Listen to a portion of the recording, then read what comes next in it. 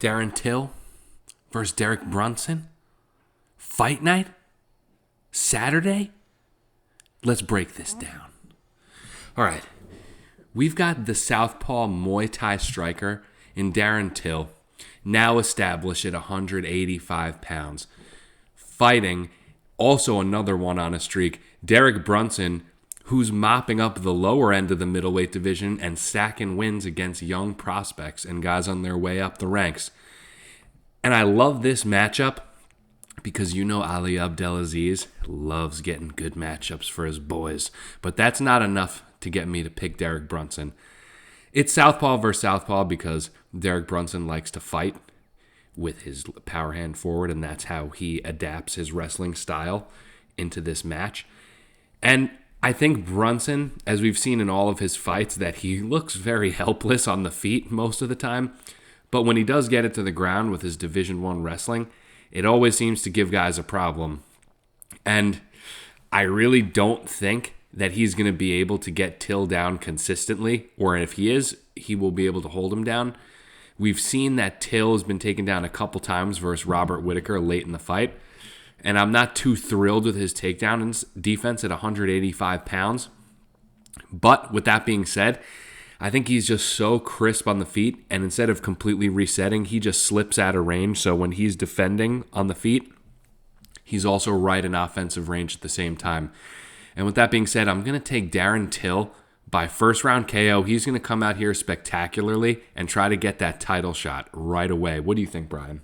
Troy, I agree that I'm taking Till by KO. I don't know about the first round, but I do think within the first 2 rounds, I think obviously if it goes later, Brunson may be able to get the takedown, which worries me a little bit. But I think first 2 rounds, Brunson's not going to be able to take Till down at all. I think Till's going to stuff the takedowns and try to keep this fight on the feet. If he keeps it on the feet, he has the clear advantage.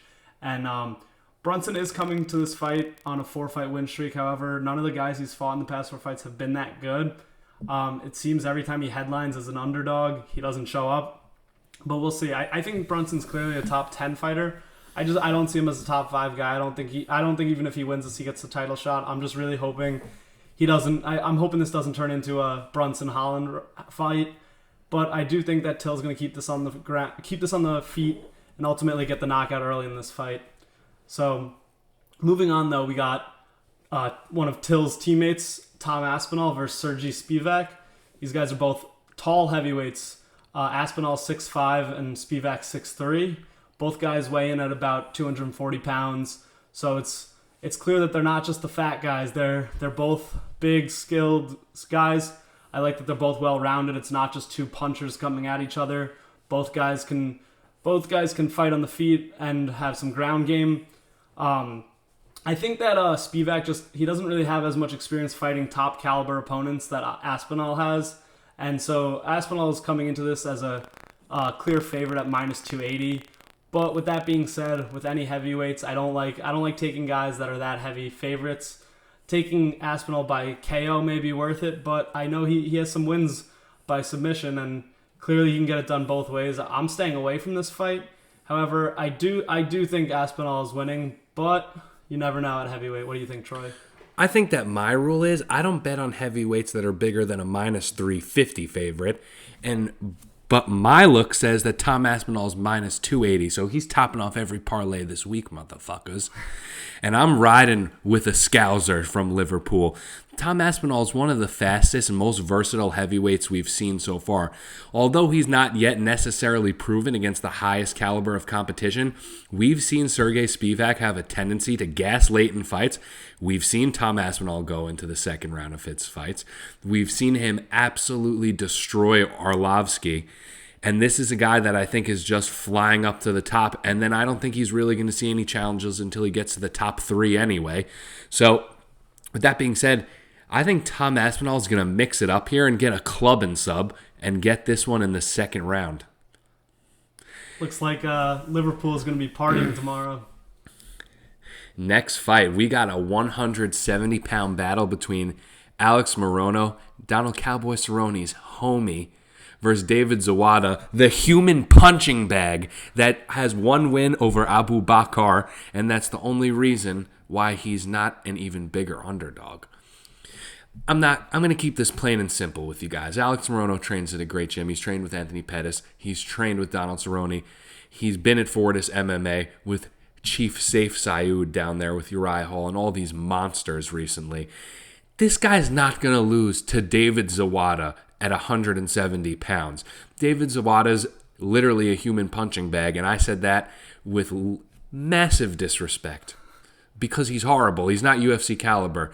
I respect anyone that walks into the cage with that being said, but I don't respect that he's coming in here and just going to get absolutely clubbed by Morono. And you're going to see the under at 1.5. I think you can definitely fade that and go over 1.5 because I don't think Morono will get him out of there quickly. Both these guys are relatively tough.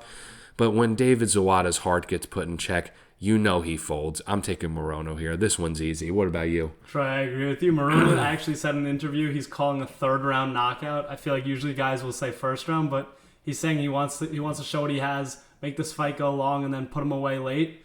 I think with that being said, Zawada's 1-3 in the UFC. If he loses this, honestly, I could see him getting cut soon. I don't know how many fights are left on his contract, but as you said, I don't think he's really UFC caliber.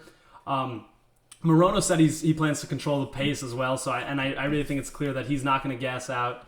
I'm taking Morono by TKO. I'm also taking the over, and I got to sprinkle some on Morono third round TKO. That's what he's predicting. You got to go with that. So who do we have next? Khalil Roundtree versus Modestas Bukauskas at light heavyweight. Both these guys are coming into this fight on a 2-fight losing streak, so I think they're going to really come out swinging because at the end of the day, you lose 3 fights in a row, you're not a big name, you may not have a fourth one. So both these guys are coming in looking to impress. I'm treating this almost as like a contender series fight where they got to show a reason for the UFC to keep them here. Bukauskas has a 2-inch height and 4-inch reach advantage here, which I think gives him the clear advantage because both these guys pretty much stay on their feet. Bukauskas, I think, is the better striker. And honestly, I think the odds should be favoring Bukauskas a lot more. So honestly, Roundtree, in my opinion, is on his way out. I'm taking Bukauskas to win this fight by KO. What do you think, Troy? I think I hate agreeing with you because I got Modestas Bukauskas. As you said before, both these guys are coming in on a 2-fight losing streak. And you know what I said last time to my friend when Khalil Roundtree was about to fight? He lost his last fight. He's going to come out with a sense of urgency, with that Muay Thai stance, and get to it. And you know, that didn't happen. And if you do that to me and you burn me, I'm going to fade you. I learned my lesson. I saw what happened. Modestas Bukauskas has a considerable size advantage. And even though he's lost a couple of his last fights, he's shown some resilience and heart going through this. And Khalil Roundtree, in my opinion, if he really got his diet on point, I think he could make 185 pounds. And we're going in to Paddy Pimblett versus Luigi Vendramini. Paddy the Baddie making his UFC debut. Is this the third Scouser on the card with some chicken? You got another Scouser. So we've got Pimblett here. You know he's going to come in with a heavy grappling approach and trying to get an early sub. And you know I love Paddy, but you've seen in Cage Fury, down the stretch, he seems to gas all the time. And with a guy like Luigi Vendramini, who's throwing knees in the clinch, who gets dirty in close, if he's starting to gas, it could be problems. But I know that Paddy Pimblett in Europe has a massive following. I know Paddy Pimblett's been through injuries and been signed to the UFC and been on the waiting list for months. Some say it's because he needs to be in the USADA testing pool for however long. That may be true, but the UFC also doesn't want to waste a nice young prospect that they could drop on a Europe card. And with that being said, in the UFC's marketing strategy, in my mind, Paddy Pimblett's going to get a spectacular second-round submission over Luigi Vendramini because although Paddy's shown a definite ability to fade, when he comes at you early, he comes out hard and he causes problems. And the way he sets up his submissions are very sneaky. He's very tight on top, very heavy blanket pressure. But that's the thing. If he doesn't get the sub, he may get the win down the stretch, but you're going to be sweating that third round because when he has noodle arms, you're going to be freaking out. But I'm taking Paddy by second round sub. What about you, Brian? Troy, it seems like we're agreeing on most of these. I got Paddy as well. He's making his UFC debut here. As you said, he had some wins in Cage Warriors. He actually has a win over Julian Erosa, who's also on this card. Vendramini, however, he's only 2-2 right now in the UFC. He's trying to improve on that, but I think this is really in favor of Pimblett. Paddy said in an interview that he doesn't expect this fight to go past 1 round. So you know both these guys are coming out strong. As you said, maybe I don't know if I want to take sub or knockout, but I think I want to take the under 1.5 in this fight. I think it's very clear that Paddy deserves to be in the UFC, and he is of UFC caliber. He's beat guys that are in the UFC, so I honestly think that this has potential. I think Paddy's coming for a performance bonus here. I really think he's going to do well. But let's go moving on to Ji-Yeon Kim versus Molly McCann there. This is the last fight of the prelims, so it's a flyweight bout. Kim's coming off a loss against Alexa Grasso. McCann's coming off 2 losses, and she's trying to get her first win in the UFC. If McCann loses this, that's 3 losses in a row, so she may be cut. Kim has the 10-inch reach advantage and a 3-inch height advantage, which I think is huge at this weight especially. Kim is clearly the bigger fighter of the two. I think skill-wise, McCann and Kim are very evenly matched, but when you have a 10-inch reach advantage, it's just tough. I don't expect McCann to even be able to touch her. Maybe if she can get in close, maybe get this to the ground, she has a chance. But overall, I think it's going to go to decision. It's a 125-pound fight. I think it's going to be Kim trying to keep McCann as far away as possible and just pick her apart boxing. What do you think, Troy? I think that everyone that bets on Molly McCann is insane. And I fade her all the time. She's undersized for the weight class. She has the hype. Have you noticed a theme yet? How many English fighters are on this goddamn card, Brian? How many have we done? There's 4 already, and we're 6 fights through the card. They want her to win, but she can't. This is a stylistic matchup I can't get behind, especially with a striker's delight. I know Molly McCann can get it to the ground, but Molly McCann makes fundamental mistakes in transition grappling, and I don't trust that. And shit gets different when you're punched in the face, and she can't be playing on her back with this girl. So I'm going to take Ji-Yeon Kim by decision, the women's specialty. Moving on to the next fight, we've got the prospect from Wales, Jack Shore versus Ludovic Chaulinian. If you've been watching The Ultimate Fighter, contestant. If you've been watching, you know he's a good wrestler. And if you've been watching, he's got heart, but not the best cardio. Ludovic pushes the pace. He tries to control the tempo of the fight and where it's taking place. But if he can't break you, he gradually slows down and can be picked apart. And this is why they gave him Jack Shore.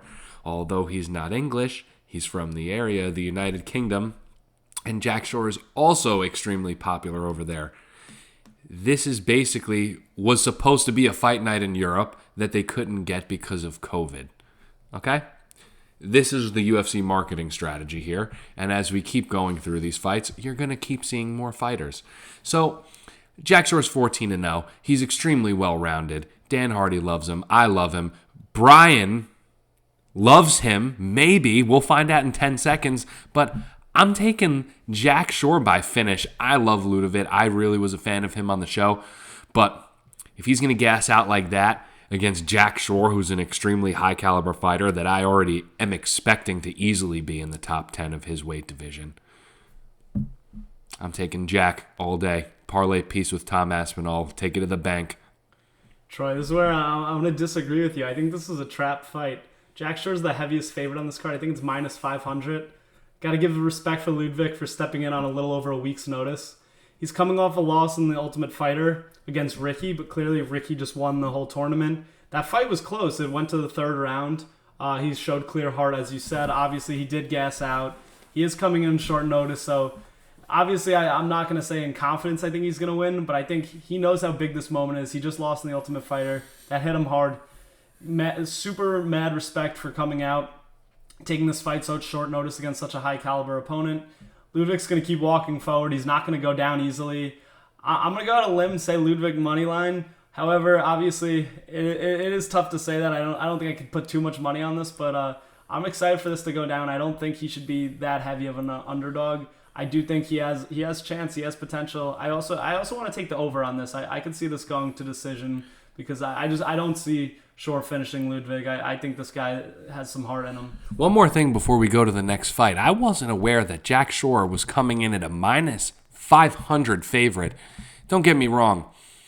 If I was making the line here, I'd make Jack about minus 350. I don't think Ludovic's that bad because if he puts the pace on him and gets to him early, there could be problems. And I don't think many people should be minus 500 favorites in the UFC unless you're Sean O'Malley versus a tomato can. But you're going to have to add another leg to that parlay piece if you want some even money. So I'll keep you posted coming down the card who's going to be the last piece of that one with Aspinall and Jack Shore. All right, so our next fight, we got Charles Air Jourdain versus Julian Erosa. This is a featherweight fight for these two guys. They're both relatively new in the UFC. Not too new, but still young. Jourdain's coming into this as a slight favorite at minus 190. I think these guys are going to come out hard. I think this is definitely ending via stoppage. I don't feel too confident going either way, but I do think that it's clear that both these guys want to get to the next level. Both of them have potential to go far in this division. I don't see either of them as champions, but who knows in a few years. I think it's clear that Erosa has the advantage on the ground. Jourdain has the advantage on the feet. But with that being said, I like Erosa as an underdog. I think I'm taking him TKO to win this fight. We gotta ride with the American to beat the Canadian. What do you think, Troy? I think if you're placing a bet on this fight, you're an absolute degenerate. Julian Erosa in his last fight, making the odds closer than they should be. People forget, this guy's not durable at all. He's enormous for the weight class. We've seen this guy get melted before in the UFC. Charles Jourdain has also failed us as a minus 500 favorite, even though we've pushed and he got a draw. Charles Jourdain fucked some parlays. I remember. And I used to think Charles Jourdain was really durable until he got dropped 3 times. And in this fight, geez, this one's just a horrific fight right here. This is just the bottom of the barrel of this 145-pound division right here. And honestly, whoever the underdog is, I'd take, but you can't place a bet on this. These guys, if you give me any serious reason of a lean that you have on one of these fights, I would just give you 1-800-GAMBLERS Anonymous. So, going on to the next fight, we've got Dolce Loyambula versus Marc-Andre Barriault. Marc-Andre Barriault, not too long ago, coming off a nice PED suspension. You know, I originally faded him when he came back from that, off the logic, thinking that he would just be a soft man and get crushed. But Barriault's actually been making a good account of himself recently, and Dolce Loyambula, coming down a weight class, who is always undersized in every weight class he is. He's very dense, but he's very short. He has judo skills that he can't really implement that well because the way he mixes stuff up together isn't that good. He's a very plodding fighter, easy to read, and talking about fading. This guy's gas tank's non-existent. Barriault at minus 165 is honestly surprising to me that he's that small of a favorite. I really like that bet right there. I'm going to take Marc-Andre Barriault by late finish in the 3rd round because he's been improving post PED suspension, and I got to learn from my mistakes. I ain't fighting Barriault, and Dolce has showed me nothing besides fade him. So I'm taking Marc-Andre. What you got? Troy, I agree. I think Marc-Andre Barriault's going to beat him too. I don't really think Dolce's proved anything yet. However, there's another fight. Don't know too much about these guys yet. They're both obviously really new in the UFC. I think Dolce's the better wrestler, but I still don't think he's that much better at wrestling. I think Marc-Andre Barriault overall is the better fighter and very clearly the better striker. I'm saying that he wants to make a name for himself and make himself bigger, especially after this suspension. Wants to make it known that he can do it either way. I got to take Barriault by TKO. Honestly, though, I'm staying away from that. If I had to pick, I'd take that. I'm not. I do think that this card overall, though, potential with not too many huge names on it, has the potential to be one of those cards where you just have a ton of crazy finishes, which I'm really hoping for. Ride the unders. Yes. And then, so the next fight, which is the last one we'll look at, is the first card of the fight. Jonathan Martinez versus Marcelo Rojo. It's a bantamweight. It's Rojo's second fight in the UFC, he lost to Charles Jourdain, who's also on this card, obviously, as we saw. Martinez has a ton more experience in the UFC, however. I think it makes sense why he's the favorite, but I really think he should be a heavier favorite than -165. I think this is a huge test for Rojo. Honestly, though, I don't see Rojo winning this. I think Martinez is clearly going to get this job done. He's more experienced in the industry. He's a better striker. If Rojo can get this to the ground, maybe he has a chance, but even on the ground, I don't see him being able to hold Martinez down. I'm taking Martinez. I don't know if I'm taking by finish, but I think I might go ahead and throw my lock of the night on this Martinez money line at -165. Little heavy of a favorite to be throwing my lock of the night. I like to usually try to do it almost close to even, but I'll ride with him. Jonathan Martinez money line. Brian, lock of the night. Lock it in. All right. Well, I'm also going to take Jonathan Martinez by decision. I think Marcelo Rojo, he's not that good of a fighter. Jonathan Martinez, I've faded him in the past. He's got a decently well-rounded skill set. I have underestimated him in the past. I think he could get a nice fight and bounce back here. But you mentioned that you had a lock of the night, and I want to reference mine. And it's not just going to be one. It's going to be two. You're going to parlay Tom Aspinall with the over of Alex Morono and David Zawada. And you're going to take that to the bank. Thank you guys for watching. Drop a like. Drop a subscription. Drop a comment below. Let us know what you think. Let me know if you're riding with the Scousers. And have a good one. Thank you.